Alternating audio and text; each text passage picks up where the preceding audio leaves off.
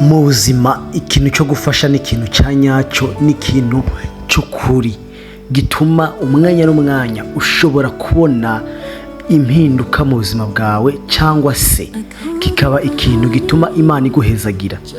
Hari abantu benshi bafasha ugasanga muko gufasha kwabo bitumye bagukigwa, bitumye bagura imbibe, ibintu bikagenda neza cyane. Reka turebe hano ukuntu umwe yafashije bikagenda neza cyane, agasanga to interview dutangwanye n'umwana hano ari kukabakaba iki yantuzenya bashira y'abantu bagwaye asima, ya pomo y'abantu bagwaye asima, ari kwikabakaba haje umuntu arahashika abona amafaranga menshi cyane. Ho kukiza wa mwana yahise afata amafaranga areganya kusanya amafaranga yose, arakusanya habe na rimwe yasiga, yakusanije amafaranga yose arangije areba ko atamubonye, ahita acaho adakijije wa mwana. Yanarevye afata kakantu agakubita umugere kajya gapomo k'umwana kugira ngo umwana ntabone uburyo bimeze. Umwana arikanga avuga ati kumba umwana yari mu gipimo, umwana yari kureba uburyo yapima bano bantu areba umuntu ufite urukundo. Umwana yari ku gipimo neza neza, yasubiye akura mwandi mafaranga ashiraho ngaho, asubira araryama kwa kundi yari yabigenjeje kugira ngo yerekane ko nkaho yahize umwuka, yashize umwuka ariko meze neza atakibazo na kimwe afite, ahubwo ari test, ari agatego batamiye yuko babateze. Uwa kabiri yaraje aje gukora interview ahantu, hanyuma ageze hano yabonye wa mwana ariko akaba yantuze, ariko abona amafaranga nawe byaramwanze, yafata amafaranga aregeranya kusanya areba hirya no hino ko atamuntu umubona, arangije arakusanya buri mafaranga yose, arakusanya umwana ari gupfa areba, arangije ahita acaho aravuga ati ntihage n'uwindeba ntihage n'uwumbona, ahita acaho aretse umwana agira ibibazo amubona. Umwana avuga ati wapi uyu nawe ntabwo abitoye, ntabwo ikibazo agitoye. Arangije anaga amafaranga ya gatatu, uyo yavanaza amafaranga menshi ashaka siko k'amafaranga nyene katari gato. Ewana arasubira yambara igikapu araryama kugira ngo arebe ko ari umuntu waza, wenda arebe ko ari umuntu waza kugira ngo amutabare mu bantu baje gukora interview, ariko karagatego kugira ngo arebe umuntu wa nyawe adashaka kwirukira amafaranga, ahubwo yuko yagufasha umuntu mu bijanye n'ibyo azagiye gukora mu kazi.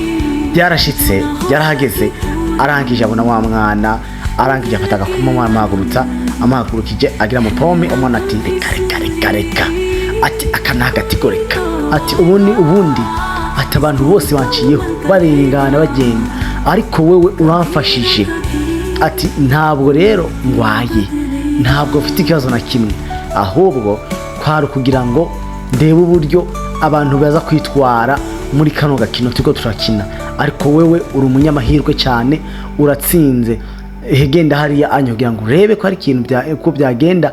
Uriya muntu wajya niwe yanyohereje hano kugira ngo habe test y'aba bantu. So nuko byagenze, umugore aganiza umwana yamusubiza amafaranga yiwe. Ebana aramubwira ati ntugire ikibazo, ubundi ugize ikibazo gutuvugisha utubwire tugufashe, nta kirenze nta kibazo. Umugore yarabandanije, yarakomeje agenda gukora interview. Umwana nawe acaho aragenda nawe. Bageze indani haje boss, uwo bita boss. Barangije bose bari karagate, bose umeze neza, turashima tumeze neza, yego twaje mu kazi. Arababwira ati none mwebwe ati nerega ikibazo cya ntuzenya interview yarangiye. Ati yarangiye gute ko tutabibonye, twe ntituzi ko byagenze. Arababwira ati interview yarangiye kare kabisa. Nabo ati ariko yarangiye ute ko tutigeze dukora interview? Ati interview yakozwe. Ahamagara kakana, aragahamagara. Nta nubwo bari biteze ko ari kakana babona mu ibarabara bagatura amafaranga bonyine yonyine bagahita bikomereza. Oya, bari bazi ko undi muntu ahamagaye, ariko yababwiye ati interview mwayikoze kare. Aramuhamagara wa mwana amubwiye ati ingo hano. Arangije umwana yaramanutse umwana amanutse. Babantu bose bamwihweje mu maso babona ni kakana barengaho bakanyuruzeho bakafata amafaranga yako yose bakatwara bakagenda. Baguye mu kantu bakubitwa n'inkuba, baravuga ati si ubundi ibintu bigenze bite. Barangije bumva nyine baramuhaye, baramwara neza neza mu Kinyarwanda cyangwa se mu Kirundi niko bajya bavuga. Baramwara babura iyo bakwigwa, baravuga ati koko ndumiwe. Bimeze uko nguko. Barangije wa mukozi bamubwira ati wowe niwe watoye iki exami, kuko iki exami batwaye twabahaye cyari icyo gufata urya mwana mukamusevinga mugasevinga ubuzima bwiwe. Ariko benshi aba babiri nabyo bakoze, ariko wabikoze. Uwabikoze rero ewana niwe muntu yatoye ikizami. Aba bandi bose nta kizami batoye, kuko uyu mwana niwe yari exami ya mbere yo kugira ngo agire. Umukobwa yaravuze ati je natoye ariko nta kibazo, nabaha amafaranga yanyu, ngaya ntabwo najanya namwe nayabitse, ngaya ari hano. Uyundi uko nyine ati ngaya amafaranga yanyu nayabitse ariko ari hano, ntimugire ikibazo, nuko bimeze nta birenze, nukuri. Arangije nawe ayakura mu kantuza mu gasakame cyangwa mu gafuka, arayamuha. Arangije avuga ati rero mwebwe nta kiza matoye, abagitoye ni uyu mukobwa cyangwa se uyu mumama. Uyu mumama niwe yagitoye, kuko uyu mumama niwe yakoze interview neza. Uyu mumama niwe yagitoye neza kubera ko yasevinze ubuzima bw'umwana. Ariko mwebwe mwafashe ubuzima bw'umwana muraburekerana kugira ngo umuntu apfe kugira amafaranga. Ni ukuvuga iyo umuntu akoze n'ubwo buryo nta mutima aba afite, nta mutima w'ubuntu cyangwa se wa kimuntu aba afite. Aba ari wa mutima nyine afite umutima w'inyamaswa, avuga ati wapfa utapfa je mbonye amafaranga nta birenze. Umugore n'ukuri byaramurenze wa wundi afite ibibazo byinshi, ariko gasanga asevinga n'ubuzima bw'abantu. Ibyamurenze arafukama avuga ati n'ukuri murakoze cyane, Imana ibahezagire. Abantu bo baragerageje kwisigura, baragerageza gutakamba, arahabwa ati ntacyo mukivuga byarangiye, mwihangane, mwakererewe cyangwa se mwakererewe, ntabwo mwabikoze igihe cyiza cyangwa igihe cyanyacyo. Ni nkaho mwibutse kwifuka umutaka imvura ihise. Nuko bimeze nk'uko nguko rero. Yarakomeje arabwira ati rero ubwo ngubwo mwege buke mwigendera, hanyuma uyu mudamu nawe niwe duzakorana hano, kuko je sinakorana n'abantu babajura, sinakorana n'abantu bameze nguko, ntabwo nabishobora. Ariko uyu mudamu ndashobora kumufasha, kuko nawe nabonye ko ari umuntu mwiza yashobora gusevinga ubuzima bw'abantu. Ibi examen ikunda kuba cyane cyane ko ibintu byo kuja mu badogiteri cyangwa handi hantu kwigira ibindi bintu. Ibyo bintu biraza cyane kugira ngo barebe neza yuko uzakurikirana umuntu atazakurihana amafaranga, kugira ngo barebe neza yuko utazahava uhabwa amafaranga hanyuma usange hari umuntu nawe ushize mu buzima bubi cyangwa ushize mu ubuzima bwe mukangaratete kubera amafaranga. Arangije aravuze ati wewe rero wa mudamu we ni watoye ikibazo, ni wewe watoye interview, kuko ni wasevinze no buzima bw'uno mwana.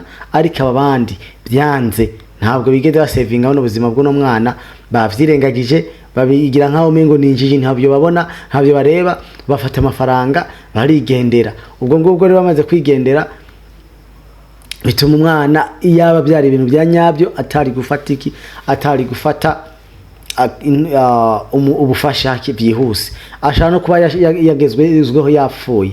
Ariko byagaragaje yuko mwebwe muri babiri nta kintu na kimwe mushoboye, mwigendere, nta kintu na kimwe mushoboye. Umuntu ashoboye n'uriya wenyine. Baragarutse barazasaba imbabazi, akana akabwira ati tubabarire, nukuri muzongera, nukuri byadushikiye, ariko ntabwo tuzongera. Aravuga ati ntabwo mwababarirwa kubera ko mwerekanye umutima mubi, mwerekanye umutima utameze neza, mwerekanye umutima wa kinyamaswa. Ubwo ngubwo rero ko mwerekanye umutima mubi, ntabwo mwashobora kugirane, ntabwo mwashobora gukora muri kano kazi. Aka kazi karakwiriye umuntu umwe wenyine yashoboye gusevinga ubuzima bw'uriya mwana. Umuntu yakoze ibishoboka byose agasevinga ubuzima bw'uriya mwana, niwe ari buronke akazi hano hantu. Ni ukuvuga abandi bariyase babura iyo bajya, babura iyo bava, bari bagerageza kwisigura bagerageza kugirane ariko biba imfa gusa ntacyo byatanze byabaye imfa gusa. Arangije ababwira ati mwege rero nuko za gufata utuntu twanyu mwigendere, umuntu wenyine arose akazi n'uyu muntu damu umwe yemeye agasevinga ubuzima bwaba bw'umwana. Nukuvuga basohotse basodoka bagenda gake bavuga ati ariko wacu babariye ati wapi ntabwo nababarira kubera ko nta kintu mwazakora nta kintu mwazagezaho muri aka kazi, ntacyo mwakagezaho kubera ko nababonye uko umuntu mumeze. No kuvuga uwo mudamu bahise bavuga ati wowe rero urarosa akazi ugiye gukora ata kibazo na kimwe, ibintu bimeze neza. Ati rero nuko bimeze, agafilme karangiriye ngaho. Mbibutsa rero mugirente mukore subscribe, mukore share na comment. Ndabakunda cyane kandi uyu mukobwa ndabibutse neza yuko yaciye aronka akazi gadasanzwe, aronka na promotion nziza cyane, ibintu bigenda neza cyane. No kuvuga rero agafilme kagenze uko. Ciao.